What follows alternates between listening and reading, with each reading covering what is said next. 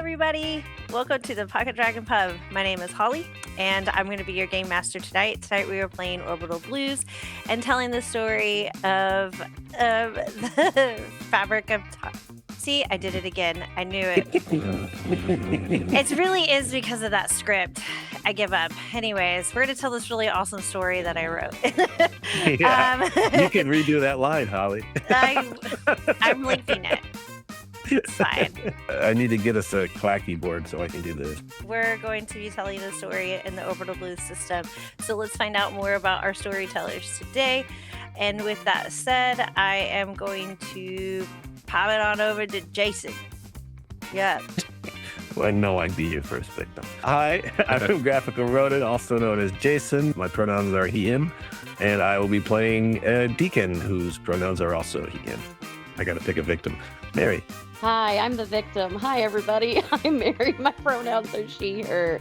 Today, I am playing Lizzie, whose pronouns are also she, her. She is our doctor, and I will popcorn it over to Bishy. Hello, I am Bishy Bunny, a professional victim. My pronouns are they, them.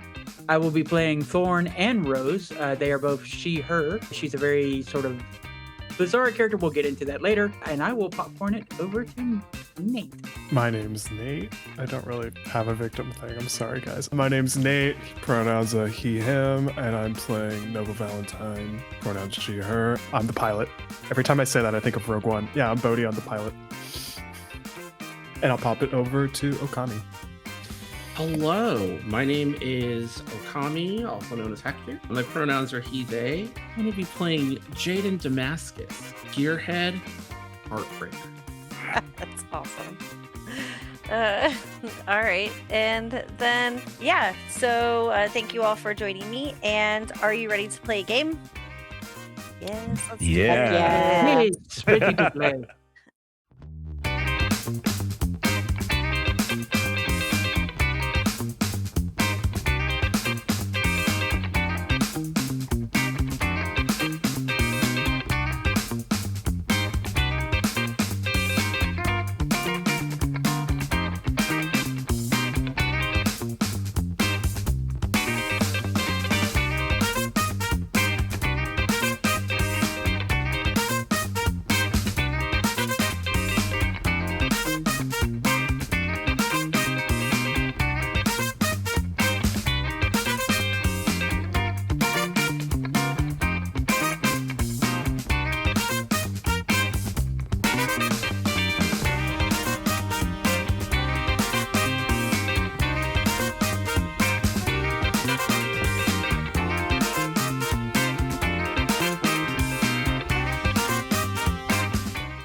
So, last episode, Lizzie, why don't you give me a quick rundown of 2 things that happened with Lizzie last episode? Lizzie hit her trouble point and went full gaslighting mode, and it was a little scary. Yes, excellent. And Nate, playing our fearless pilot Nova, what happened to Nova last episode? Good God, thanks. Now I have to remember all this. It's weird, not specifically me. I know I kind of got thrown out. I don't remember more other than I know there was a lot of robots who were all speaking the same voice, which gave me a very Apple TV Pluribus vibe to everything, and it freaked me out. But I know that kind of left maybe a traumatic mark on Nova a little bit. Yes.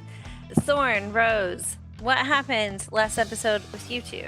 Rose tried her best to connect with the AI to try and find some sort of common ground because she felt a commonality between them, though she didn't know where it was coming from. And through the conversation, unfortunately, it was less of convincing the AI, probably because the AI was programmed to just basically trapped. She kind of broke herself a little bit, specifically toward the end. And that is why I'm currently with no background, because if we're starting right at that moment, her eyes are entirely black. If we're starting later on, I'll switch depending on whether or not she's Rose or Thorn. Okay, I'll be sure to let you know. Yeah, and right now there is some intermingling between the 2 personalities of Rose and Thorn, and neither one of them like it. Like that veil's been thinned a little bit or lifted. Deacon, I was thinking sisters that had to share a room, to be honest with you. right? That's exactly how I feel about it. Deacon, what happened with you last episode? Deacon's go-to way of dealing with something that's bothering him is just to shoot it until it stops bothering him. But with an entire planet full of people whose minds have been hijacked by an AI, he was a little stuck in his ability to respond, and there was a lot of religious overtones that was really triggering to him, so he also hit his trouble point. Yeah. I would say a lot of people be hitting the blues. Yes. Okay.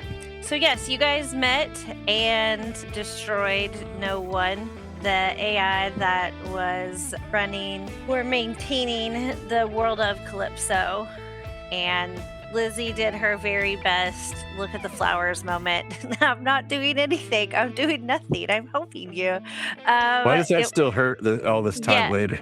I know, right? Because it was good. Yes. So you guys get back to the ship, the Warthog to be specific, which is your ship. I like to think of it as our home, but our home likes to think of Deacon as that friend that won't leave. Yeah, like he just fell asleep on the couch, and the next thing you know, he's like sharing the room with you, and you're like, I didn't even know. Yeah, that's exactly how this His mail starts showing up there. Yes. You guys get to the ship. Timon kind of updates you, but ultimately those who were there, the reality of essentially destroying and upending this world's, for lack of a better term, moral compass, as well as governing authority, as well as protections authority, You guys have essentially wiped out this coding, this program that was keeping Calypso on the straight and narrow. Oh shit! Did we just accidentally pull a CIA? Maybe. It's just pure upheaval. Right now, the streets are pretty quiet. Not a lot of people have quite figured out what's going on. But you guys are all back in the ship. What are you guys doing? Do you guys all talk to each other? Yeah, I think the first thing Deacon would do getting back to the ship is get into his alcohol stash. I'm sure. And he's just sitting down. He's drinking out of the bottle, but if anyone wants to use one of the retro Dino sippy cups that we have in the galley, feel free. I'll pour you some. Yeah. What's everyone else doing? Rose is in wherever it is that like people kind of like, you know, as we come in as a group and then everyone splits off to go on their own thing. Wherever it is that everyone split off, she is standing there. Just standing. Her eyes are still black. She hasn't said anything since that's happened. Mhm. And she's absolutely motionless to a, like, not the way a person stands motionless. Mhm. There's no sway to her. She looks like a statue, basically. at this moment. Gotcha. Nova, what are you doing? I'm in the pilot seat with my guitar, just getting through the emotional work. Yes. Lizzie, are you doing anything in particular? I think like once they get to the ship is when it kind of all crashes on her. She'll definitely take a cup from the galley, and in a hidden compartment, she pulls out a very, very, very expensive bottle of wine and just like at first pours the glass, chugs the glass, and then just starts taking it out of the bottle as she just kind of like sits there and just the everything is okay, I have a plan mask gone. Yeah, I would say everyone kind of gets like this hour-ish time frame, right? Like a set of time, enough to really kind of like do the work, like get into that emotional state, kind of look at what's going on and being like, holy crap, that just happened. Like, you know, whether it's disbelief, whether it's, you know, not disbelief, whether it's whether it's disappointment, whether it's I'm proud, like pride, whatever it is, the disillusionment eventually fades and everyone kind of touches back down to ground. And Timon comes across to Lizzie. Timon basically says, Miss Lizzie, the Warthog is probably not in his best shape. Well, I may have taken some liberties. Would that be okay? That's fine, Timon. Tell us where we need to go. Sure that it'll be a welcome break from what we just went through, so.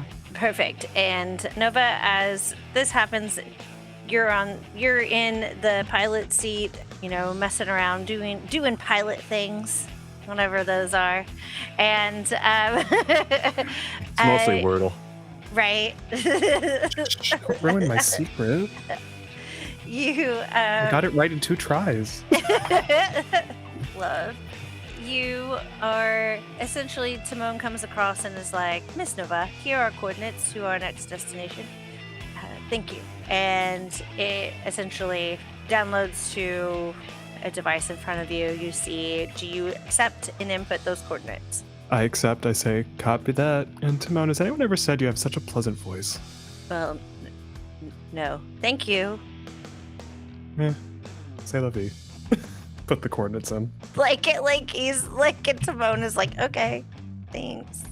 Whereabouts in the ship is Rose Thorn at the moment? I would say if you are where you came in, you're still probably in like the carrier area. If you have retreated, you're wherever you want to be. May I make a bit of a swing here? Maybe. What is it? I think to process this, she is going to lose herself for a little bit and become dangerous and is going to break parts of the ship while has a thrashing mode, which kind of gives us sort of access and reason for the repair even more so. I will actually say that you absolutely do this, but I will say that you actually do this before takeoff. Like, okay. Whether, like, that way that when Timon is like, hey, so Rose maybe kind of lost it, but like instead of outing you, Timon's just like, hey, I have a problem that I can fix. Yeah. Where's the forgiveness for Deacon? None. You get 0.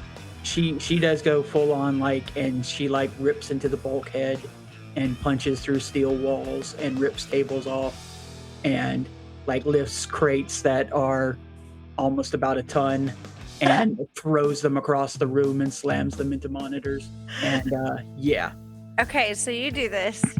Timon then pops back onto Lizzie and Deacon even at this point and is like, our guest has definitely perpetuated far more damage than I originally assessed. I might have to do something drastic. Not looking for permission, especially from Deacon, but... Nah, let him cook.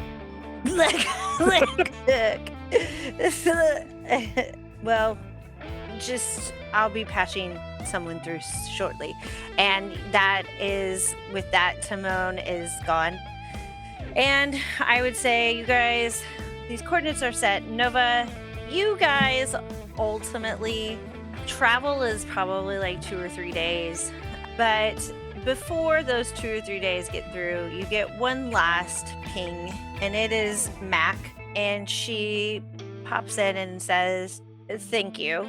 I don't know that I could have done it without you. I'm sorry I had to mislead you. I'm sorry that I've had to lie to you as long as I have. But your ship AI has contacted me and let me know that you are in desperate need of repair. So on me, if you could fly to, and she kind of like, there's a break in that, and you hear that she said, if you guys could make it to and link up, and she's like the Neon Moon unit, co-captains Kix and Ronnie, and basically she sends you guys like the very specific coordinates. The coordinates in which Timon gave you were just like a planetary system, which you are in a planetary system. What it is, it doesn't matter at this point, but you have made it, and you hear a request come across the line, Nova. Ship, identify yourself. Timon. Yeah, it's about like more it's like Timon. like the war. It's like what the are your war. protocols? I love it. You're like, help. It's more, I don't know what your protocols are, so how do you want me to hail them? So Can I pitch something real quick, Holly? Oh, please. Sure. Please. What if early on we kind of all had a ship meeting and we decided that our official like calling credentials would be listed as none of your business? I'm gonna totally say that. Yeah. Or yeah, none ya. Perfect. Okay. You relay this and it's like, Roger that. Like, and they're like, you like almost, it's almost like disbelief of like, and they were like, clearance granted, ship approach, blah, blah, like goes through all these things. It tells you, and you are now currently docked to one of the many units of the Neon Moon unit, and as the hatch opens and you guys walk into a room, there stand 3 folks to meet you. One looks more kind of like, I don't want to say like a dossier, but almost like kind of like a greeting committee, like some guy that was there just to make sure that you get off of your ship safely. And then another one is the ship's lieutenant, and then Okami, please describe who else and what Jayden looks like. Okay, so Jayden is there. Jayden is clear, like lanky, awkward, about 5'8", super skinny and gangly, brown skin, dark brown eyes, a mop of just like long brown curls that are kind of hoisted up by a pair of aviator goggles. He's wearing a oil-stained red bandana around his neck, a sleeveless black midriff top that's like a faded, there's like some band on it, but like it's been washed and faded and stained so much you can't recognize the logo anymore. And then he's got some like really like sturdy like work pants with like all kinds of pockets on him, and like a little like tool belt that he's got like a little around that's got like a tinker tool belt and like really like stompy like boots, like workman's boots. And they're the kind of boots that like space miners use, you know, like that you can like put magnets on the bottom so that you don't, you know, float away in space or, you know, walk around in the ship in zero grav. Just big goofy smile on his face, just sort of standing there. As you're standing there, you see Jayden, you see this lieutenant, and he kind of looks over to side and walks around with a giant cowboy hat on. And most people that you are noticing in this particular place are dressed up in Western, but it's almost as if like Western and cowboy kind of mixed with like some Edwardian nods. So there's, you know, we've got vests and pocket watches and, you know, whatever. I don't know. Drop the Wild West. Yeah. So like the actual West, yeah. Yeah. Like the historical West, yes. Yes. And in walks, well, my name is Kix Brooks. I am the co-captain. And he actually goes over to shake Deacon's hand. Nova, do you do anything? I just stay behind Deacon. You're like, catch some bullets. Yeah. It's not much of a high. I ain't the captain. Not I'm much just of a a high- pilot. I figure Deacon's more high ranking than me, so I'm just behind Deacon.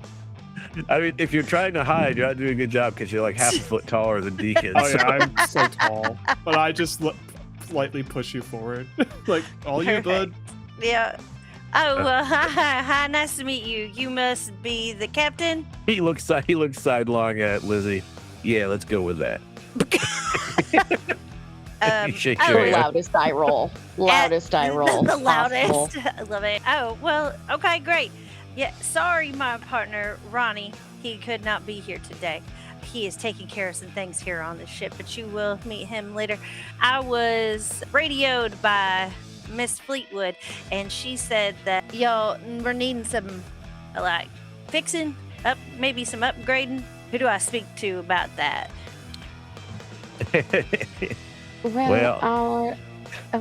Please, Okay. Captain, would you like No, to go I ahead? I was just gonna. I was just gonna point them to you, my most trusted advisor.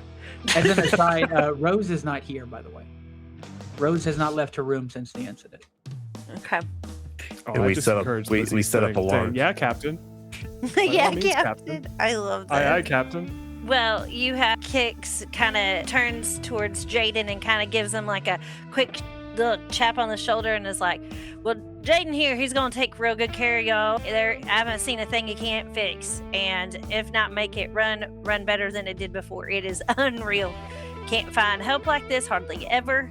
He was a real blessing coming to this ship with us. I don't know what you know about the Neon Moon unit, but we are a farming clan, so food is on us.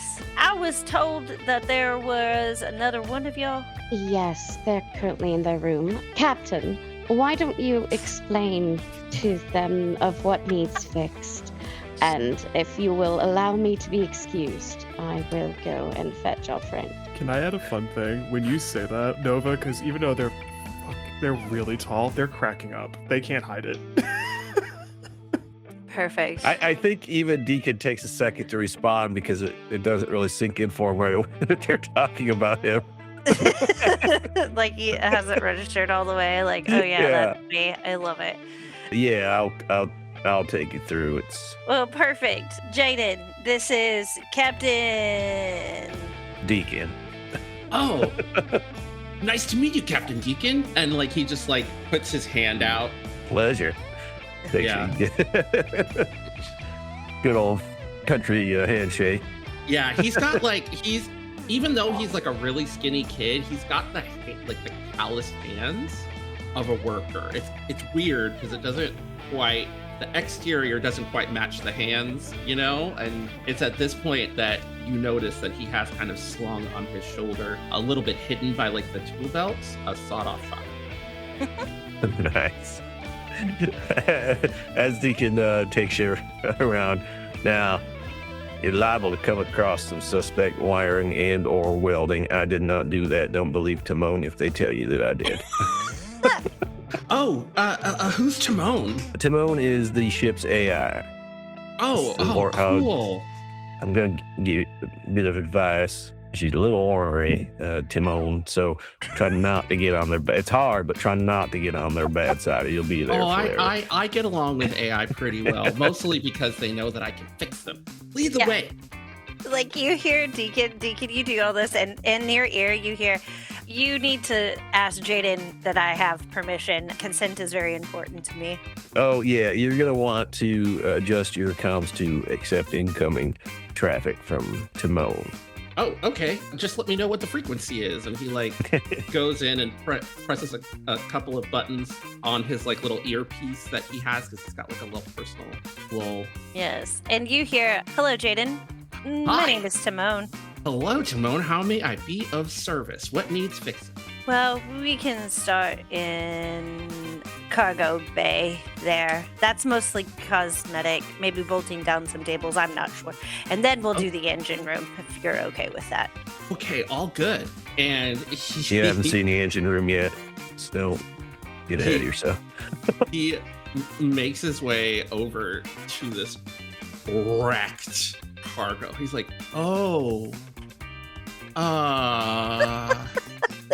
there's shit is thrown everywhere and it doesn't make any. All right, Timon, can I have some controlled zero grav? I'm not exactly the strongest. Can you do that? I don't know. Every ship is different. Timon obviously can do just about anything. It is yes, this is not a problem. You're in charge. Just make sure to seal off each space as you go. He just seals the main area where all the damage is and pulls out his little toolkit and sets up a little rig, and puts some magnets and pops them in the bottom of his boot and then proceeds to use the zero gravity to lift up the barrels that have been tossed. These giant cargo boxes that have been he's this shattered. Little skinny kid. He's got a muscle of 0, but he's got a savvy of +2, so he's just gonna start the repairs. Zero gravity. Perfect. And across comms, Jayden, you hear, don't be afraid to ask Deacon to help you. He's pretty good at taking orders. If you need me, I'll be around. Oh, okay. As he does a little cartwheel in midair. I love it. I like the image of just Deacon in the same room with you, with his arms legs crossed, he's leaning against the wall, smoking a cigarette, but he's just doing zero gravity cartwheels in the background. Little trails of smoke. Oh gosh. Yes, Lizzie, you make your way to Rose's room. She quietly will knock on the side she doesn't want to surprise Rose or Thorn, depending on who's in the front seat currently. And so she'll just knock and say, we made it to the mechanic ship. May I come closer, or do you need more time? Are we at a planet or close yet? Yes, we are currently docked to a lovely ship, and they are going to be helping us with and looking at what could only be described as the outcome of someone without forklift training. That's awesome. That's Bishy's description. I just took it from the chat because it had to be said. She will go ahead and kind of come a little bit closer to check on Rose and Thorn. Just kind of sit on the bed across. The lights were off when you opened the door, and when you have the lights come back on, it takes a moment because you're like, well, she's not in here, but you realize she's actually underneath the bed. She'll kind of lift up the sheet on the bed and just to where that under area is, and she'll say, mind if I come down here too? Sure. When would you like me to leave? What do you mean? I don't know how I did what I did. I do know that usually when I lose myself and I wake up and there's things destroyed and such. They tell me to go. So I'm just, I don't want you to feel bad. I'm used to it, and I will get my things. I thank you so much for. No, just a moment. Look, I can't understand exactly what has gone on in your past. I understand having to go from place to place, but I can safely say right now that what you've done so far is only a fraction of what any of us have done in our past. So you're fine. You're safe. You don't need to leave. Quite frankly, this is, she kind of gestures to some of the wreckage. She'll just say, we all have our times where it's better to rip apart a few things and fix it later. It's better than letting it rip ourselves apart, and I just wanted to make sure that you are doing all right. I know that was a lot back there, and I've been having dreams, Lizzie. Dreams about hurting people. Like really, really hurting people. And also there's this guy, like an old guy, and he was hurting me. I don't know why I'm having these nightmares. If you'll let me, have we gotten paid yet? I could pay for what I broke. I've got it. Don't worry. I don't use the account a lot because it's a little dangerous, but I've got it this time, and then maybe next time, if I break a expensive vase, then maybe you can help me. Can I say something stupid? I doubt it's stupid. I'm really hungry. Is there any chance we have any milkshakes? I'm sure we can go find one. In fact, I think the ship that we're currently on is a farming group, and she very much will like kind of gently reach her hand out, like coaxing you out, like she would for like a younger sibling like that is afraid. And I was thinking of like, Bobcat. no, You hope is me. tame.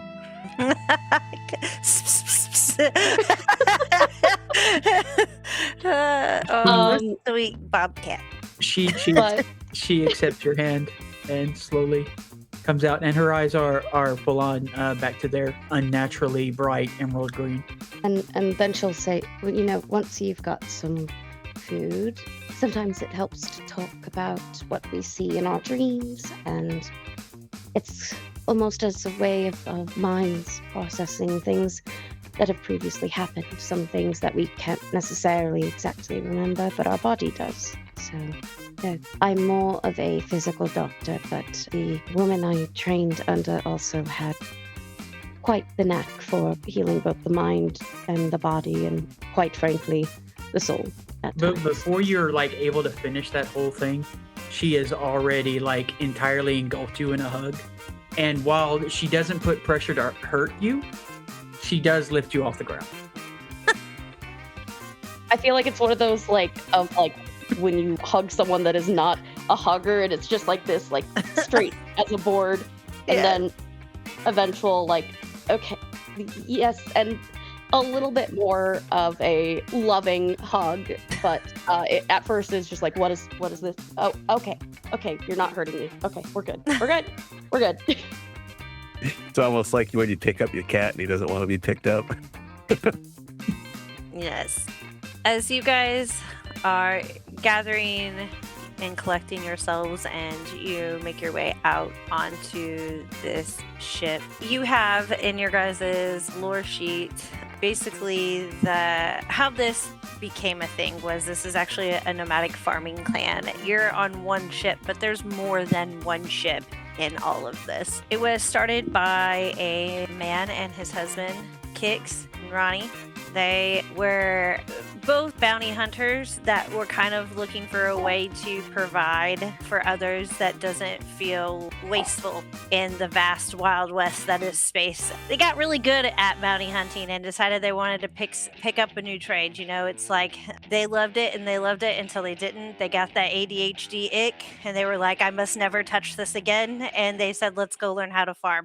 And that's what they did. And so they have a daytime market that usually stays open until like we'll say like our 24-hour clock or whatever, like our 12-hour clock, whatever, is like to like 3 or 4 in the afternoon, and then it's closed for a couple hours for everybody to sit. And then they have in the evenings what they call the night market. And that is usually where you can, if you're looking for dinner, because you're eating a late dinner, there's stuff there. But there are also purveyors of other and rare things, food-wise. So, like, I always compare this to, like, if Sinji got to the All Blue and found all of these things, this is kind of what the Neon Moon unit is kind of what that is. It's all of like the spices, it's all of the food, it's every vegetable you can think of, especially.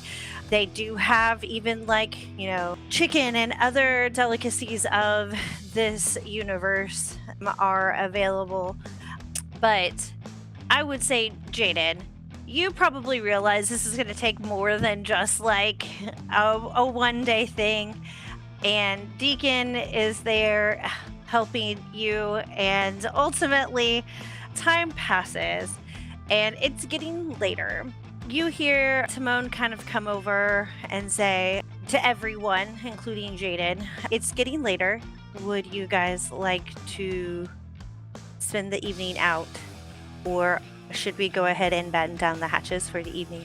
Oh, I can check you some great spots on the night market if you want to get some food.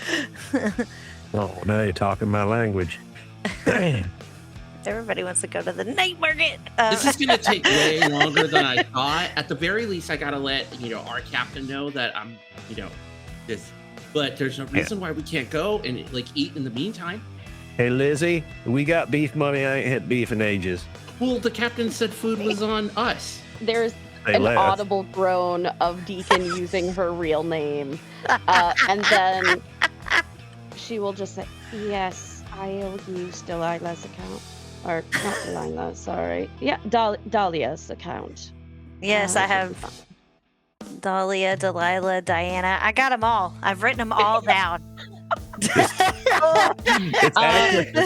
It's actually from a girl name's book that was published in the late 21st century. She's just flips to the next page and picks the next one on the list. Whoop. You. There we go. We got it. So good. We got a Rolodex. Rolodex of aliases. Right. She's going to be like, hold on. See? Perfect. Haven't used X in a while. Right.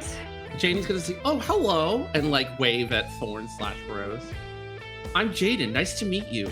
You have very pretty eyes. Thank you. Are you fixing what happened? Oh, I've been spending the most couple of hours kind of fixing this Bay Area place. I don't know what got in here, just completely wrecked the place. And so, but then tomorrow I'm going to go ahead and deal with the engine. She looks at you for a moment, tilts her head, and then looks down, much like a kid who realizes that someone else has to clean up their throw up kind of situation.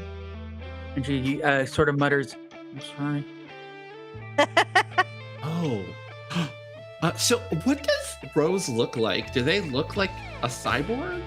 No, Rose looks like a pretty little young woman with red hair and freckles, and the only thing that's off about her is that her eyes are a little too green. Oh, okay. Oh, what are you sorry for? For breaking stuff. Whoa. That is so cool. Do you have augmentations?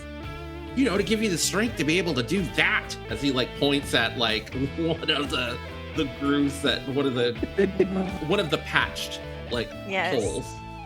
She looks at you for a moment, and then she looks back at everything that's happened, and there does seem to be a little bit of confusion on her face, as though she's processing exactly how much damage she was capable of doing, because she's never really seen this close to it, because usually Thorn gets her away from the main thing, especially any blood. So this is a little freaky for her, especially because she's starting to figure out that she's stronger than she thinks. And during this conversation, Deacon's giving like worried glances to Lizzie, like, do we let this line of questioning go on? Is this safe? I think Lizzie will kind of like step in and say, yes, Rose is quite capable of physical feats. There might be augmentations. We're not quite sure, but either way, an excellent asset to have on the team. It is nice to meet you, since our lovely captain has said my name about 5 times already. 2. Yes, 2. Sure, it was 2. And then she will just say, I'm Lizzie. It's a pleasure to meet you. It's nice to meet you too, Lizzie. Is there a name or an alias that you would like me to refer to you while we're out in public? Probably would be better for records. And she pauses. And like, he he just looks so respectful, right? Like a normal, like, even though he's kind of kitted out, there's just something strangely mundane about the way he is. She pauses for a moment and just says, it's probably safer if you say I wasn't here. Absolutely. I completely understand. Don't worry too much. I don't want to give you a name because that might make you have more problems than you necessarily need. Just call me Lizzie and we'll be fine. Okay, cool. I'm Rose, by the way. I don't have a second name or anything.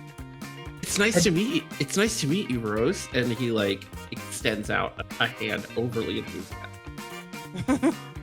She takes it in a very gingerly way, because again, she is realizing that she's stronger than she looks, and she's not entirely sure how far that goes.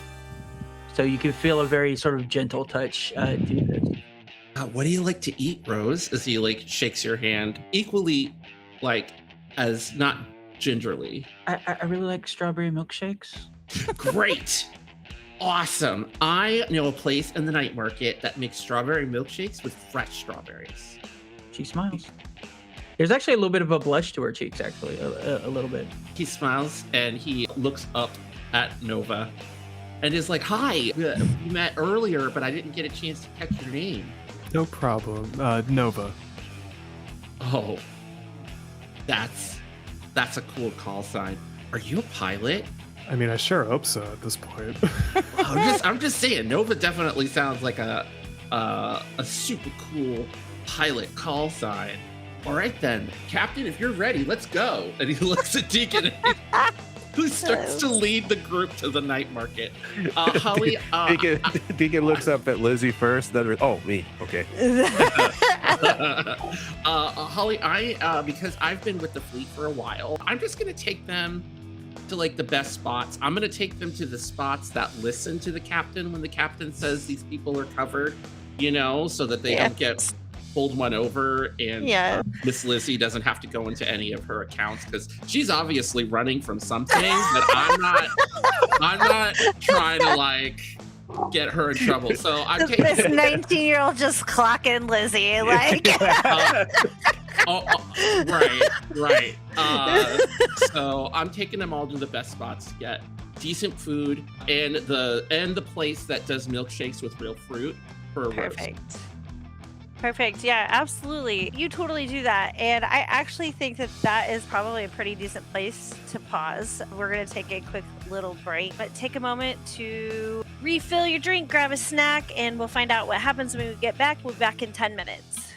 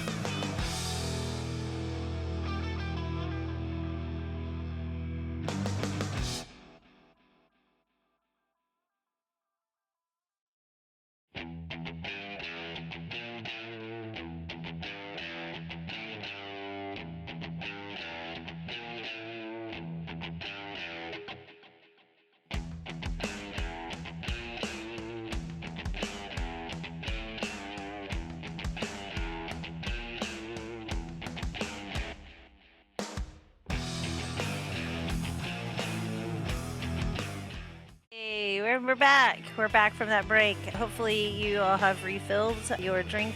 You're ready to get on this adventure with us. So Jayden is taking our crew to the night market, and not just any night market. It's the luxurious, like it's given opulence. It's giving literally the best time that you can have. Jayden is making sure that this happens for our friends. You guys have Deacon. If you were to get something at the night market, what are you looking for? Is there anything that you're actually looking for while you're here? He definitely wants something with beef in it, and also grain alcohol. Okay. Lizzie, what are you looking for? Very specifically, she is looking for, quite riskily probably, anything that like she's familiar with her home planet, those cuisines. Okay. So I think she's, and I think she's looking for like very much I see like where at least she's from. There's like a lot of like hearty stews and like flatbreads and like absolutely stick to your gut like comfort food, while also trying to see if she can hear any gossip or any goings on like as she's going there. And very riskily, there's a part of her that doesn't want to like, while she's very appreciative of the captain, she is very wary of taking any gift or what may be asked for in return. So I think she very riskily will be using Dahlia Delacourt's alias again. And she usually doesn't use an alias twice, but this is an easy credit card. She grabs it, grabs the credit account, gives them the thing to scan, and just not even thinking that she's already used this another place. Yeah, okay. This is just for fun. Mary, roll me a d6 and tell me if you get odd or even. I don't think this is just for fun, Holly. Yes, it is. That's always fun. That is an odd. I rolled a 5. Okay, perfect. Great. Love that. You are absolutely able to find these things. Like anything that you're looking for, whether it's a spice, whether it's an ingredient, whatever it is, Jayden absolutely is able to help you find exactly what you're looking for. Nova, what are you looking for? If you're looking for anything at all. Hairspray, guitar strings, any new music, or at least music in terms of where this settlement is that could be considered interesting or popular, because I feel like she's always looking for something new to listen to and always have on in the background. And then food-wise, any kind of space noodle. Just give me some noodles. Girl loves a spicy noodle. Yeah, I also love a spicy noodle. Yes, that is awesome. Not that I'm thinking about ramen at all right now. You're right. That's awesome. Okay. Yes. So you are able to find some albums of some new bands or some bands that you like, whatever you prefer. You are also able to find your spicy noodles, and it's delicious. And you give me, first off, I want to ask, give me one band that you find. Can they be a real life band, or is I this don't care. Yeah. Look, it's the first one that came to mind, and I still feel like no matter what universe, they're always going to be there at the Clash. The Clash, okay, perfect. Right. Like a reprint of London Calling. Not that, as I was listening to it earlier, it's on my mind, so. I was thinking of them or the Ramones. Yeah. Jayden is gonna take Nova to like his music guy, because I have like a mini CD player with headphones, so I imagine like I have a hookup at the night market that I prefer, because the night market guy has always something. Which means more titles, like more stuff. Yes. It's also the only way to get around the subscription model.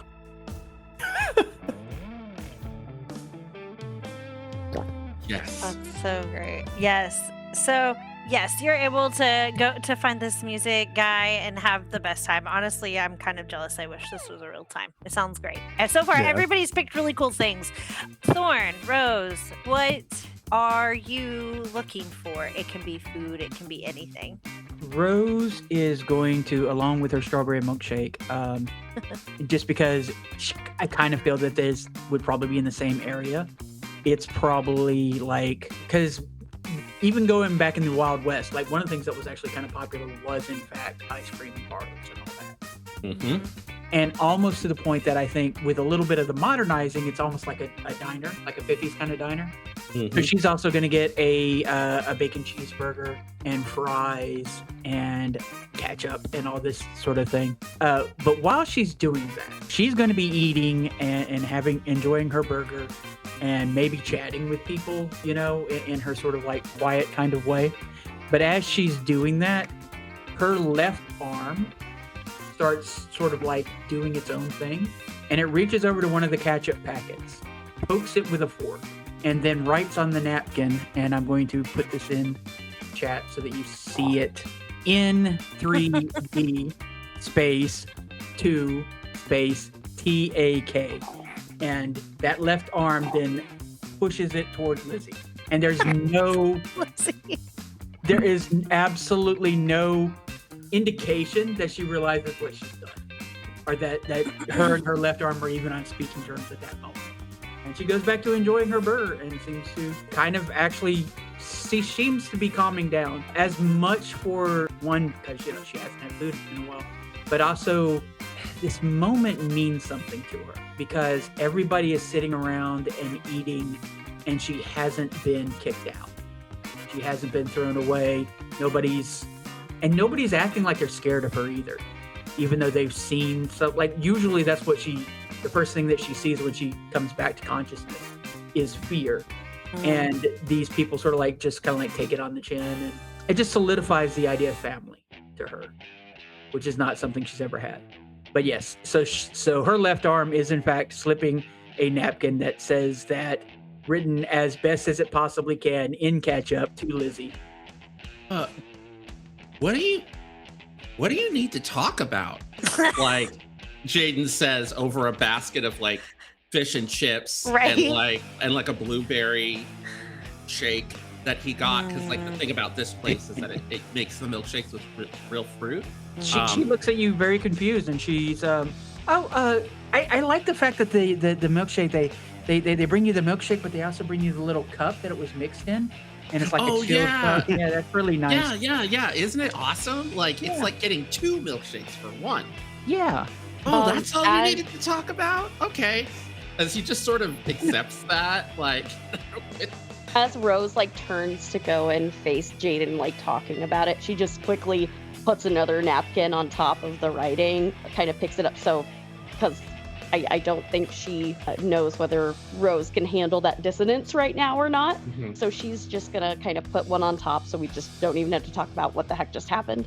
And then she will basically, as soon as Rose is done with dinner, will be like, "Can I speak to you over here?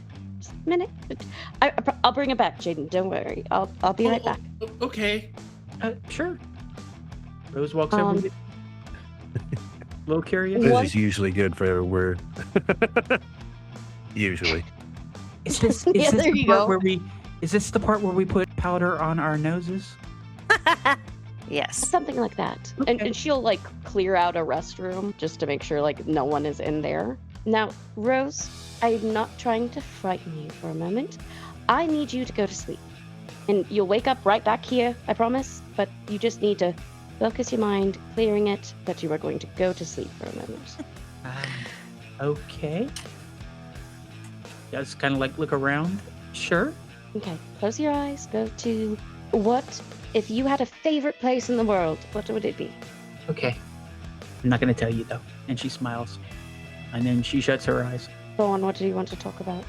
Thorn immediately, her eyes open up. Her eyes are bright red, and she looks at you. And usually when you've seen her eyes, do the little, there's a feral quality to them. This is probably the first time from a sort of like from an animal's perspective. It's kind of like looking at a sad lion. There's a sadness and vulnerability here that, like, you know this is a dangerous individual, but they need help. Unless I'm mistaken, I believe our memories are starting to merge a little bit. Yes. Along with our emotions. And that's Mm-hmm. okay. So here's the thing, okay? Rose, in some ways, is stronger than me because she's never been broken down. I'm starting to feel bad about the people I've met. And I don't know what to do with that feeling. Well, that's a lot. Not too much. I feel like this is a lot to unpack for a bathroom chat. I guess I'm wondering, with morality, it seems as though your programming set something up where potentially you were there to hold things, difficult things. Yes? It's something like that. I think I've told you before. Rose has the memories from our creator's daughter before. I have the memories that start with what came after. So my mind, for the most part, starts with his weight on my body and his hands around my throat. And because of that, because I've never had anything, I've never been around for the strawberry milkshakes, I've not been around for the hugs, I've never had anybody smile at me without looking terrified. I don't know how to process positive, and everything is going very negative for me. And I don't know what to do with this. And she reaches, you've seen her carry this bag around, and she drops it over to the side and like opens it. And you see it's just a collection of trinkets. There's nothing really specific about any of them, except one of them is a golden tooth. And you look, and there's probably about 30 different items in here. Is it possible that any of these were good people and I was the bad person? But at least from what I understand, at least of what I've seen, it's been in protection of Rose. And from your actions so far, the times that you have taken what I would consider more violent means were at desperate times where there was not an option. I was not there, and it would take me getting to see whether or not, which is not something I don't know if you're ready for that level yet, but I can only go off of the experiences I've had with you and what you've told me. I doubt many of their intentions were, and if they were good, there might have been a reason. Maybe it wasn't you giving the order. I mean, we saw what happened on that place. They were jumping. The AI was taking over people. Maybe the bad man that you talk about found a way to use that part of yourself. I don't know. It's not easy. Before, by the way. I've never...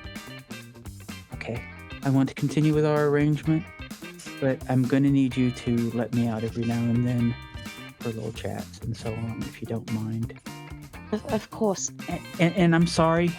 You've never heard Thorn say sorry. And you feel that there's something breaking in her when she says that I'm putting this burden on. This, if I'm being honest, is a lighter load than what I currently carry. And I would be happy to help. You know, the night market does have some quite pleasant things. I know for the most part you've been used to protect and had to carry a lot, and maybe getting to have a milkshake, it's not going to fix everything right now, but learning that you can do more than just the programmed parts of you says you can. Maybe that is one way to step into a world where Rose and Thorn can work together. Thank you. I don't want to... We've been here a long time now, and they're going to think our noses are probably falling off. Yeah, go ahead. And she shuts her eyes, and Rose wakes up. And she pauses for a second, looks at you, and then looks at her little trinkets. Oh, was I showing you my collection? Yes, and would you... she's just going to pick one item up and just say, I was quite fascinated by this. I think you drifted to sleep for a moment. What was this? She looks at it, and it looks like and it's a bullet that has been it looks like it has been fired into something that it was not able to pierce through. And she just kind of I don't know, it's kind of squishy, and she just with her fingers. I just thought it was cool looking. It's yeah. I don't know. I collect stupid things. I'm sorry. We should probably go. Don't be sorry. Let's just say this. If we're not together and you collect something new, will you tell me about it? Yeah, absolutely. As you guys make this exit from the restroom, it's loud out in the night market. It's very busy. It's not loud, overwhelming. It's just loud because there's a lot of people and a lot of chatter going on. But you hear down the way in front of you, you hear somebody scream out, "Hey, stop! That's thief! And as you do this, this person is runs past all of the rest of you eating your spicy noodles and at the table, and kind of, at this moment where they are all together. And as that happens, they go and push past Lizzie and Rose and Thorn, and as they straight barrel into Lizzie, this person is and are you going to attempt to not be knocked down, or are you going to let them knock you down, Lizzie? I think that she is completely taken off guard. Okay. And absolute just barrels to the ground. I don't even think she's thinking. Yeah, she's just processing of what just happened and how can I help, and feeling like she is not equipped to be able to do what they need. And why are they? Oh God, plant. Yeah, absolutely. This person is now run over your friend Deacon and Jayden. You all see Lizzie fall to the ground. Oh no! Jayden hops out of the booth. Oh no! Go ahead, Deacon. Oh no, you go ahead. You go first. Jayden pops out of the booth and it's hey, stop, we don't steal here, and knock down nice ladies. And he's kind of running over there, and Lizzie, you kind of have a moment where you think Jayden's just gonna run past you, and he just looks like a kid that's been kicked, right? He hasn't been hurt, but you can tell he's having a struggle between running after the guy and picking you up, and then he just makes the decision to be chivalrous. And Are you okay, Miss Lizzie? As I reach down and with my gangly little frame lifts you up. Rose is definitely going to have a reaction, so whatever Deacon does first, though. We're at a diner, so I'm assuming we have nice, heavy glass salt and pepper shakers on the table. Mm-hmm. I mean, yeah. Yeah. So Lizzie will go down. Deacon will look at Lizzie on the ground, look at the person running, and just pick up a salt shaker and whip it across the room and beat him in the back of the head with it. Okay. How am I gonna have you roll? It's a savvy. It would probably be a savvy, yeah. All right, you go ahead and just roll a straight savvy. That is a 9. Okay, you succeed just barely. All right, you hit this. What does this look like? Yeah, you hit this person running. What does this look like? I want to say it throws them off their balance long enough for them to trip and fall on the ground. Perfect. So if Thorn wants to go and rage, stomp, and flab, I guess it's easier. Thorn is trying not to. This is actually one of those few moments where, because first of all, she's got that deal with Lizzie, but second of all, she is trying to calm herself down. But this is also one of those moments where Rose has been bleeding, where Thorn has been bleeding into Rose. So she will, once he sort of falls and hits the ground, she will pick him up by the waist, just grab his clothes and lifts him up in the air above her, and just with a relatively calm voice go, "Apologize to my friend." And the he becomes essentially a bumbling idiot. I mean, it was just some oranges and some bread, and he dumps out his bag and is I just needed some extra stuff. I'm sorry. Please don't hurt me. I don't care about the food. I don't care about what you took. apologize to my friend. I'm sorry, ma'am. Don't apologize to me. I care about that you stole. We all feed each other here. What are you doing? And you can clearly see, Jayden, that as you ask, like, what are you doing? This person isn't essentially like well known within this like fleet or ship, but he kind of looks at you and is like, I'm sorry, like, I'm still getting used to a lot of things here. Like, I'm not from here. I'm sorry, as you can see. And they're definitely not. I mean, the way that they're currently dressed, they are not from here. We don't. And then, like, you can see Jayden very carefully, like, picking up the bread and oranges. Can I see where he stole them from? Did he take them from the diner? Is there a stall nearby? Yeah, like, this is like with the night market, like, you know, I kind of imagine with this diner, it's not entirely enclosed. I would say Yeah, it's like an open air. Yeah. Kinda. Yeah, you have stuff all around you. Like, imagine, yeah. Just tell me what stall you took this from so I can return it. I'm not a snitch, but I'm not going to let you steal from people here. Here, and she'll kind of reach into her pocket and like grab the credits. Just pay for it. And she's going to take a good look at this person. Do I recognize them? Oh no, roll a dice and tell me what you get. Okay. 34. 34. That would be amazing. Right. Pathfinder? Would this be stabby? Yes. That is a 9. Okay. Yeah, you do know. Who is this person, Lizzie? That depends what you want him for, Holly. You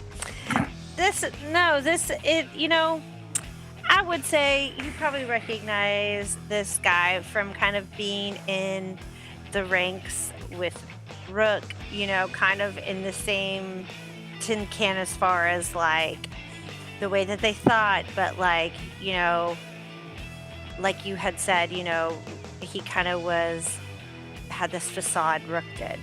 And so like this guy didn't. This guy actually was like trying to do the good things and like ended up, you know, falling in prey to like a life of crime, but not because he wanted to, more along the lines that he had to. And this is just, so, I mean, you can give him a name. What's his name at the very least? Bishop.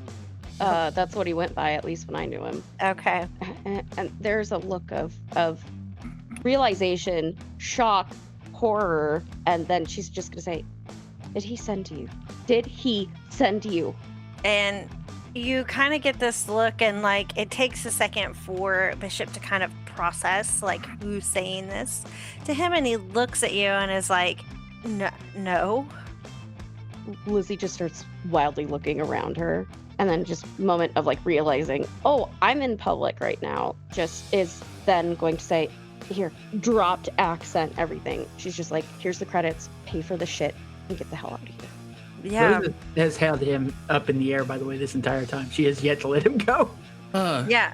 Could you, Rose, put him down so he can pay for the food?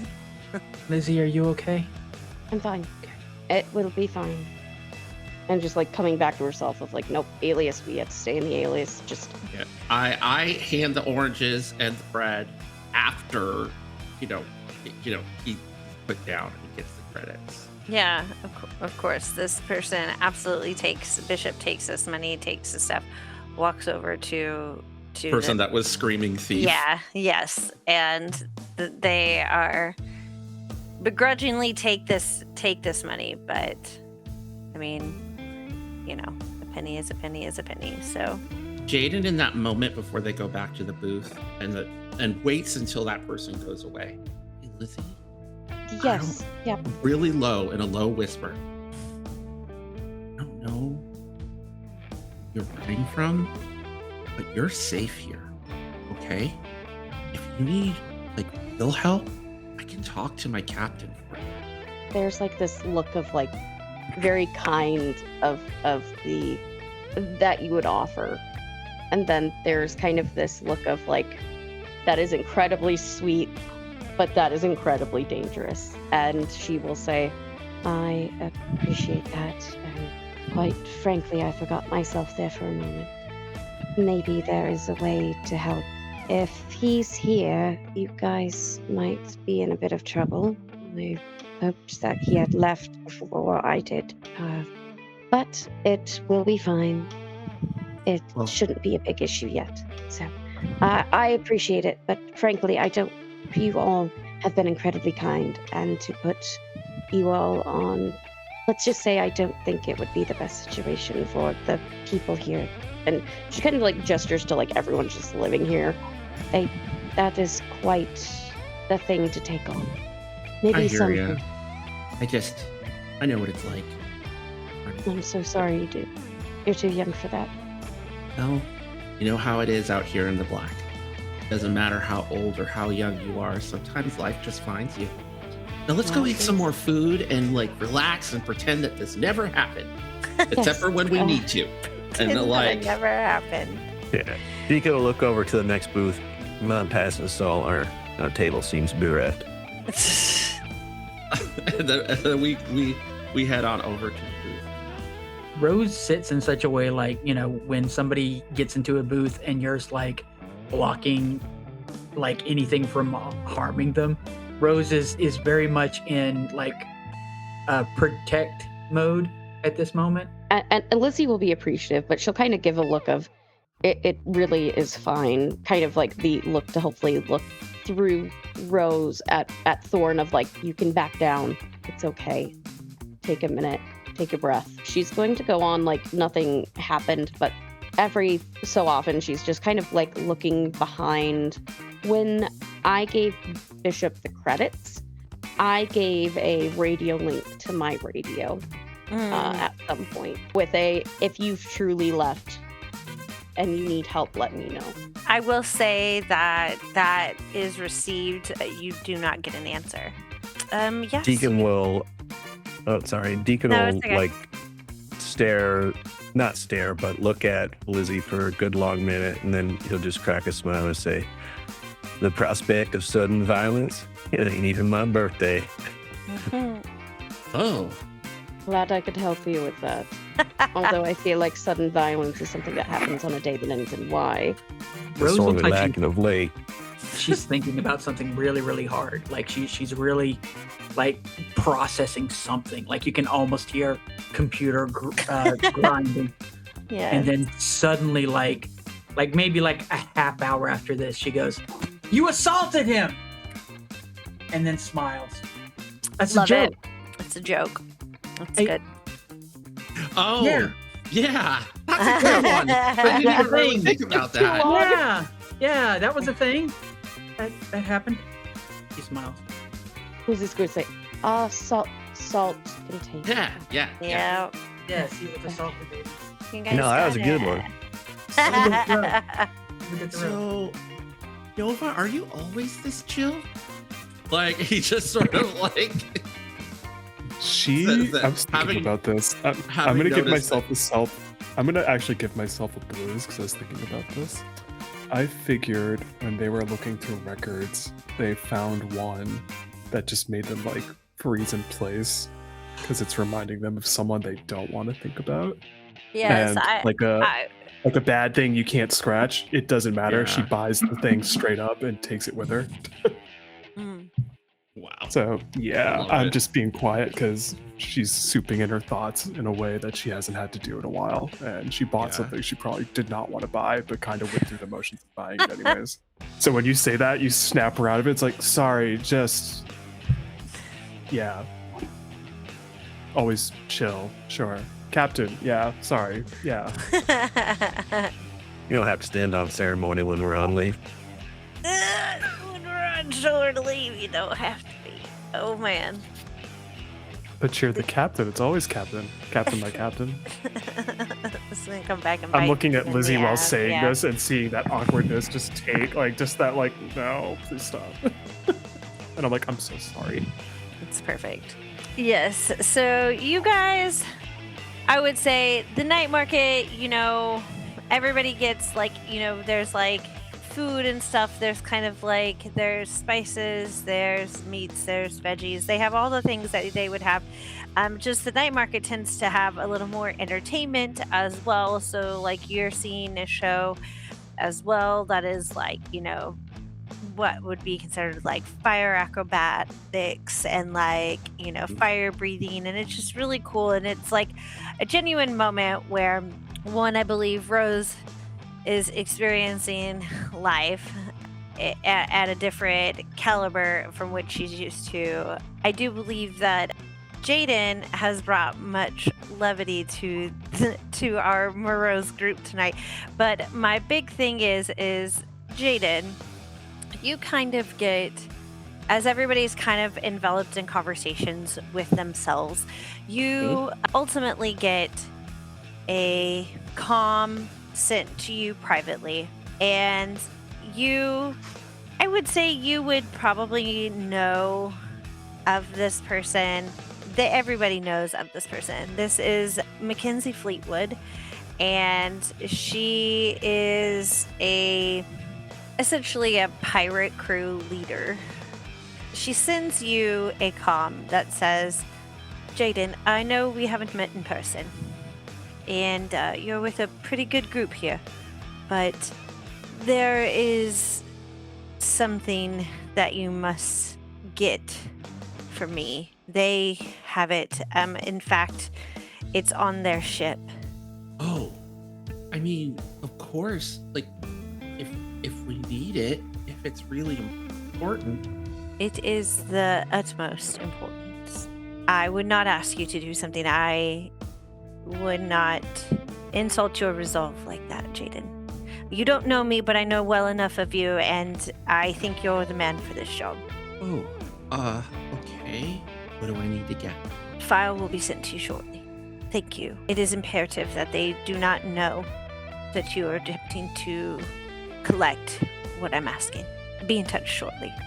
And that's the end of the comm that you get from Mac, and kind of snap back to reality in a way that Jayden feels very probably overwhelmed at this moment, being asked randomly, but that's what happens when you get involved with this crew. And this is going to be a little weird. Okay, so it says that I gain 1 blues when someone trusts you when they wouldn't trust a normal outlaw. Yes. Okay. Absolutely. Oh, I will take a blues then. Yay. All right, good. You guys are all sitting here just hanging out for the evening, and Timon kind of comes over the comms for everyone and says, well, everyone, we're getting, scrubbed. Not scrubbed forever, but we're getting cleaned up. I will be going offline in, 60 minutes. My advice is at your back, especially you, Deacon. Please don't make me come find you later. Just tips his corn alcohol glass. Then he takes a swig and he wheezes and says, "We should save this for engine degreaser." It is engine degreaser. Right. As he sets up a little hammock in the engine room so that he can get started on work right away in the morning. Perfect. Before we go, Rose does ask if we can stop by a place to look at some dresses, because she only has one out. She literally only has one outfit. Jayden will take Rose out clothes shopping. Yeah. Let me show you if you want to buy a new dress. We're gonna do a fashion try-on montage. Go! The style that they're wearing is very rose coded. So she's definitely looking for things that are very Edwardian toward Victorian kind of. Yes. And obviously anything that has flower emblems on it. And she tends to gravitate. She's actually started to gravitate towards some colors, though you might notice that the color that she's picking is green for various reasons. And at one point while doing this, again, it's like her left arm sort of takes on for a second and puts something with, hands it to Lizzie. And it is You don't even know how it got there, but it is much more of a leather-clad, bad bee kind of outfit. It's Thorn's baddie outfit. She's Yeah. like, can you Yeah. please just get me my baddie outfit, please? Thorn skin unlocked. 100%. Yeah, she'll just quietly take it to the register, no questions asked, run the Dahlia credit, and go from there. Excellent. Nova, are you looking for anything clothing wise? I know we have our really cool jacket. I know we have our axe. But is there anything, maybe like some retail therapy to get us out of this mental slump? Again, I'm going with 50s motifs. Nice pinstripe shirt, Perfect. and why not like the most cherry red, almost full-length skirt possible. Absolutely. You find this and it's, yes, you kind of like imagine it to have some kind of flair of Wild West, and it does, but somehow it fits your motif so perfectly and effortlessly. Because I keep forgetting they're on my desk. I find like she finds aviators and just puts them on. Puts them And on. it's like, Nice. yes. That was like Oh. a sort of pompadour almost kind of look. It's like, This, yes. this is so great. It's perfect. You look great, Um, Miss Valentine. Shucks. Thanks. Always got to dress to impress. Always. Oh, I wish I could, but I spend too many times in like engines dealing with parts that I just ruin whatever cool outfit I can come up with. Hence the jacket and this, as like motion. But here's the thing: is clothes have personality. So what you're wearing is awesome. Oh, thanks. He like blushes some as he like continues giving everybody the last bits of their tour before we head down for the night. Yes. Is there anybody that has anything that they would like to speak with someone, particularly within the crew, that they haven't had a chance to do so? I want to make sure everyone has. I quickly walk up to Lizzie, and it's not a long thing. It's just more of like, this is the most sheepish she has ever looked to you. And it's like, I really want to apologize about calling Deacon captain or pushing him forward for captain. I'm sorry about that. I wasn't thinking. I think they looked at me as the captain. It's like, I am not captain material. Oh, and I just, Don't be. he was right I love- there. Just pushed the I guy can take forward. Deacon But I shit, it's the immediately best saw how time of the uncomfortable you day. were. It's fine. I'm just always scared Deacon's gonna pull out a gun and ask questions later. So, truly, He wait, knows is he me. like that? Yes. just Oh. flashback to one port, and it shows like the montage of the gunfight. Yes. Goes Pew, back. pew, pew. Like, Big old smile on Deacon's That face. that pops up after you say that. I'm like, noted. We'll not do that again. Nope. Nope. No, please do. It's actually quite entertaining until it gets to the fisticuffs. But Okay. Noted. At a separate time, Deacon will find Lizzie, slide her a glass of that engine degreaser, and just look at her thoughtfully. And I know you said you're fine, but what's really going on? that is a loaded question, if there are any. I am loaded, so it's perfect time. Ha ha. She will just say, honestly, though, it's been a interesting trip, as it were. Quite frankly, I'm getting sloppy with my aliases. I didn't realize it until, well, I was swiping Dahlia's card for the 6th time tonight. Yeah, I've been a little lax on that, and I apologize. I'll tighten up my discipline. No, Just remind me what name you're going by now. It's fine. It's a lot to have to do. My name's Clara, by the way. Nice to meet you, Clara. I am Eliezer, but no one ever calls me that, and I will shoot anyone who does. Pretty I sure you'll be will. shot if you call me Clara, so. Shoot anyone. Can I say Nova walks in on this accidentally and immediately says, copy, Clara, and yeah, I'm not even going to repeat that. Walks away. Right. Just like the head down into the table of like Yes. raising the glass up to Deacon of more. I need more. Or Yes. some. Deacon might not be bothered with the glass at this point. Perfectly septic. Yeah, so you guys are kind of jumping in for the night. You are going to rest. Jayden, you are going to work on the Warthog tomorrow. And the rest of you are going to get essentially another day of paid vacation, which isn't terrible, right? Like it's not terrible, right? You're getting upgrades. When you retire, Deacon,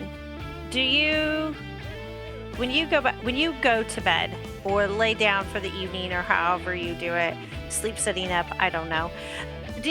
Are you the person that falls asleep quickly, or are you the person that ends up, staring into the abyss that is a dark room, or, do you, I don't know, play solitaire until you fall asleep? Like, what is it? Deacon seems to fall asleep instantly, but his sleep is never very deep and often troubled with nightmares. So he wakes up frequently throughout the night. Okay. Rose, technically you don't have to sleep. So do you? Rose is not actually. Here, let me do this. Because right now, Rose is actually Thorn. Rose has been having some bad, not necessarily dreams, but actual memory dumps. Mm-hmm. And it has made it difficult for her to rest. So Thorn is kind of like taking over, and she's kind of enjoying the moment to just be, like Lizzie suggested, for a little bit. Mm-hmm. And she's actually in her room and wearing the outfit that she got for herself, and just kind of like looking at herself and kind of, back and forth, and Rose keeps it tight and that kind of thing. Thorn's wearing her baddie outfit. Yes. Like, hell yeah. Mm. I love it. That's perfect. Nova, how does this go for you? Do you sleep well? No? Do you? No. She's awake. Probably has I don't know if this is ship safety standards. I don't care. She lights a cigarette, has a lighter, and is kind of maybe self-deprecating a little bit because she has that thing she bought from the market that's music that she has not heard in a very long time. And it's because it's music that is from the person she used to be in a band with. And things were not amicable in two different ways, not just band-wise, but relationship-wise. So it's just that person kind of giving in to their emotions. So I'm giving myself another blues tonight for that. Mm-hmm. They're just kind of, they saw that and were like, I shouldn't buy this. Ended up buying it, giving it a listen. And like their face, the person is right on the album cover too. Oh yeah. So- And to make matters worse, it's freaking Bob. It's so good. Oh yeah, they you are wanted to stunning, hate it. yeah, I want to hate it, and then I look at them and I'm like, man, they still look great. It's annoying. Yeah, like awesome. And then somehow I fall asleep to the music too, which pisses me off in the morning. Yeah, it makes you even more mad. Like when you wake up in the middle of the night. Dang it! Like what was I doing? Damn, it was too good. Yeah. Good. Ah! How dare that bastard write a banger? Right? How dare Dang she do it. that? It's so true. And Jayden, we're gonna come to you as you're creeping in for the night.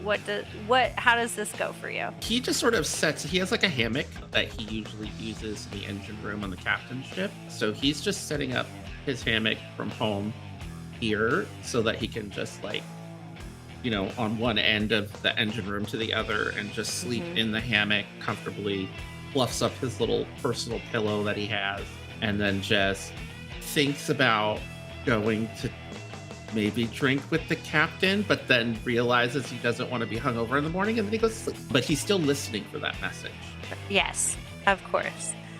Yeah, okay. So, Lizzie, actually, you know what? No. Jayden, you are listening for this message. You get a quick message from Mac, and it just says, basically is just her explaining that this crew has a copy of a program that she wrote, that the first job that they ever did with her, they recovered this. And it's basically, she's asking you to find like what would be an external hard drive that has this program inside of. And she tells you about it, and it actually kind of sparks your interest given the fact that you are part of the Neon Moon unit. And it is known as it's known as, I'm so sorry guys, it's known as the Field Utility Reconnaissance and Botany Yielder. This was the plan. It's a Furby, guys. Everybody was like trying to do, yeah, you were like, what is it? I said, what was the third letter? Shit. It's a Furby. You're looking for this program called Furby, essentially, Jayden. And though you may be a gearhead, that is why you were actually chosen for this, is because you would unassumingly be able to get access to this and not be suspected in any way, shape, or form. And the thing is that it's true. Lizzie and Deacon, they did make a job for Mac. In fact, they retrieved this plan from her ex-girlfriend, and they did in fact make a copy of it due to the nature of what it was, even though Mac asked them not to. But she would like this copy retrieved. I mean, Mac having access to an army of Furbies, what could go wrong? What could go wrong? So the Field Utility Reconnaissance and Botany Yielder, the Furby, it is, I will refresh everyone's memory, it is a self-sustaining unit able to recon data for mapping out potential farmland and terrain on planets. So this essentially scans an area or an entire planet and says, this is what we can plant to make it the most of our land, but also if we terraformed it to look like this would yield the most. This is highly sought after, not just for people who are farmers, but this is highly sought after when it comes to Orbos as well. You know, we have several companies in the terraforming business that this could absolutely be used for nefarious reasons. But Mac is asking you to just retrieve it for her. Okay. And we're gonna go to black. Jayden in his room freaking the F out.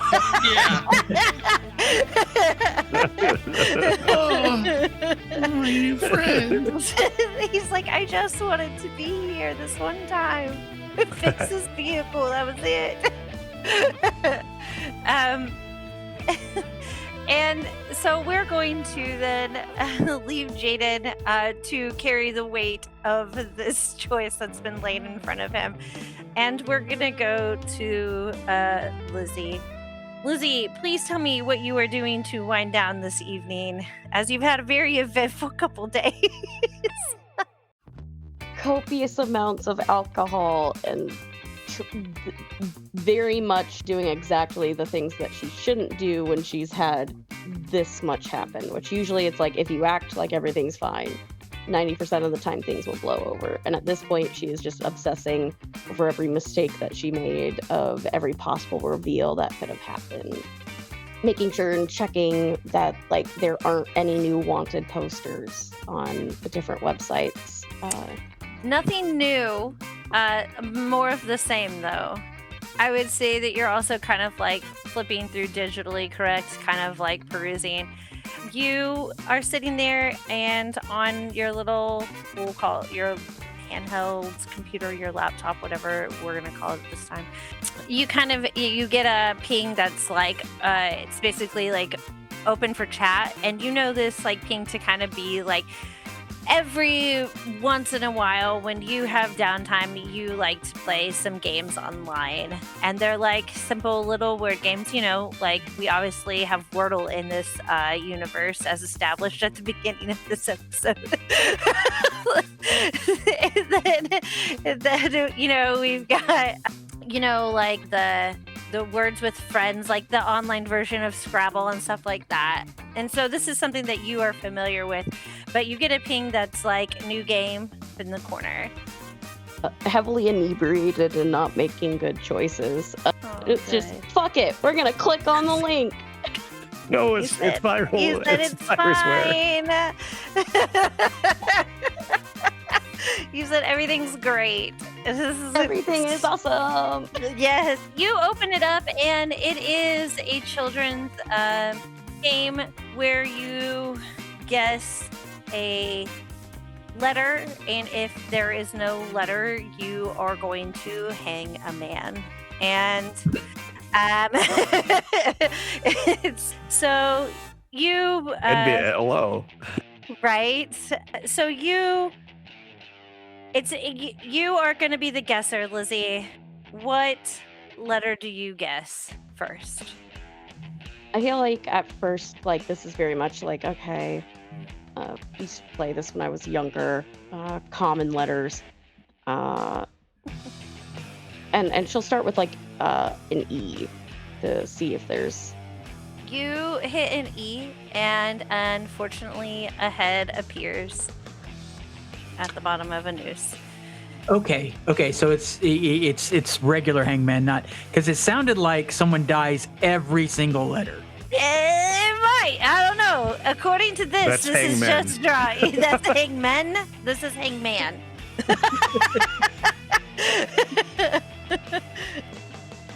I feel like she just in her she's even out loud because of the inebriation. Common letters RSTLNE. R. Yeah, so as you're never gonna get this, and this is why it's so great, because I love this. So you guess R, and a body appears, and it throws up the big X, like eh. F? Like, she's just so like Yes. what the heck? There's no topic even Right. to give any kind of heads there's up. Nothing. And you say the letter F, and it pops up. And it looks like this. Nope, it didn't. Anyways, I'll have to like show it to you. Anyways, you have an F that pops up, but you have a space. It goes a letter, space, word that starts with the letter F, and then a space in a third word. So there's 3 words. It's a phrase. So you're free to ask it another letter. So wait, sorry, just so what is it? Is F the first? I will show you. Okay, thank you. Sorry, my brain okay. is Mary's brain is not following as well as Lizzie's probably is. It still didn't work. That's crazy. Why didn't it show up? It makes no sense. It doesn't matter. Do you know why?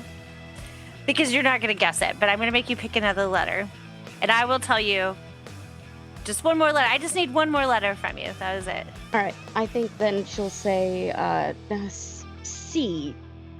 C is definitely not in this. And because this would be the 3rd or 4th letter that you've got wrong, like that big X kind of pops up, and it says, it just shows a quick, fast version of a hangman being drawn, and then it reveals the phrase, and it says, I found you, and Oh no! Oh god! and as you see, it says, I found you. It kind of then begins repeating itself over and over on your screen, like it would be a virus that is taking over. Shit. She is going to. It's like a virus taking over our stuff. No, just your computer. It's just repeating the mine. phrase over and over. Well, anyone that's awake hears a wine glass shatter on the ground. And That would wake Deacon up. Deacon's like, what? And then she's just immediately just going into like what she used to do, which was coding to figure out who is sending this message, where is it coming from, can I reverse it? Like just trying to find some semblance of control when she feels like she is so out of control in this moment. And the fear, if this is not just someone fucking with us, if this is who I think it is, everyone here is in danger, everyone that knows me is in danger, I've put more people into danger, it's gonna happen again. And she's just frantically typing. Yes. As you are typing, I actually think that's where we're going to end our adventure tonight. Thank you so much for joining us this evening with, or this morning, I should say, with a game of Orbital Blues. The story is the fabric of the universe, and I couldn't have told the story without the incredible players at this table. So we are going to popcorn it again, and why don't you tell the audience where they can find you and what you'll be up to next. And I will start with Bishy Bunny. Hello, everyone. Once again, I've been Bishy Bunny. I've been playing Thorn Rose. You can find me wherever buns are bishiest. Generally speaking, mostly that is Twitter, Blue Sky. I stream on Switch. Twitch! That's what I do. As a PNG tuber, usually variety streams and TTRPGs are my specialty. Speaking of which, this Thursday, which will be tomorrow, assuming that things don't go badly at the oncologist, I will be doing Cyberpunk Red, Pound of Flesh and Steel. This will be the Monster Squad. For those of you who remember, they are fighting a bunch of cybered up animals, including a cyber anaconda, which has just been so much fun. So that will be my main thing, unless, again, things go badly. And now I will popcorn it to Okami. Hello, I am Okami, also known as Hector. You can find me on Blue Sky at keichiokami.hio, where I'm always posting about all the different things that I am doing. What do I have coming up? Coming up over at House of Dreams this week on Saturday. So on Saturdays at noon Eastern Standard Time over on House of Dreams, we are doing a Season's Oath, a Wander Home journey. We are in our second arc. Really exciting. We've done a Season's Oath one shots here at Pocket Dragon Pub. We have another one coming up, hopefully, in the future. Things are in the works, you know. But yeah, you can find me running my beautiful Wander Home game over on Sundays. And also in a couple of weeks, I'm going to be over next month over on Roll D5. Again, I was just on Roll D5 doing candles, but I'm getting ready to play Nighthawks, which I've never played before. I'm really excited about it. The TTRPG indie game that is based on the Nighthawks portrait. So all my other stuff, just keep an eye out on Keiichi Okami, like I said, .hio on Blue Sky or Instagram, and follow House of Dreams. We have lots of cool stuff going on. Lots of Pocket Dragon Pub people play over there, and it's been exciting, and it has been an honor to continue to guest here as Jayden. I'm gonna popcorn it over to Mary. Hi, everybody. I'm Mary. I've been playing Lizzie this evening. We both use she, her pronouns. Everything's fine. And you can find me online at the Nerd on Wheels everywhere on social media. Coming up for me, you can catch me on Tuesdays over on Stat Monkey Presents for Rotted Tropics, a Rotted Cape 2nd Edition game. The game might be in its last weeks of Kickstarter, but it is a superhero genre game where supers are trying to survive against zombies after a super got infected by specifically a speedster got infected by a zombie. So super zombies, apparently weird Cthulhu monsters, nights where it is completely dead quiet and you can't even hear the waves. Really fun horror system. Go ahead and check that out. And starting in April, you can find me on Nerds with Dice, where I am running a full campaign of Vesson, the Morrigan Society. It is a Vesson game focused on folklore and mythology set in 19th century Ireland at a time where rebellion is beginning to bubble once more as Ireland reestablishes its own form of the society separated from Britain. And you can also find me Saturdays over on Nerds with Dice for Fields of the Dead, starting in April, a zombie apocalypse game set in the Walking Dead universe. It's going to be a not so fun season for my character, as my wife died at the end of the last season, and I need to figure out who killed her. So if you want to see weird cults in the Walking Dead universe, as well as a queer-led story of a zombie apocalypse, go ahead and check that out. Popcorn. I always forget it. We're going to popcorn it over to the captain, Ronan. I look at Nate for a minute before I get it. Hi, I'm Graphical Ronan, otherwise known as Jason. You can find me most places around the internet at some version of that, usually with an underscore in between if it's allowed, all one word if it's not. I am on Ruinous Paths D&D every Friday, where we're playing a 2024 campaign. I spent the better part of the last 2 sessions dead. Well, my compatriots didn't seem super keen on reviving me, which is a little hurtful, but I'm working through that. I'm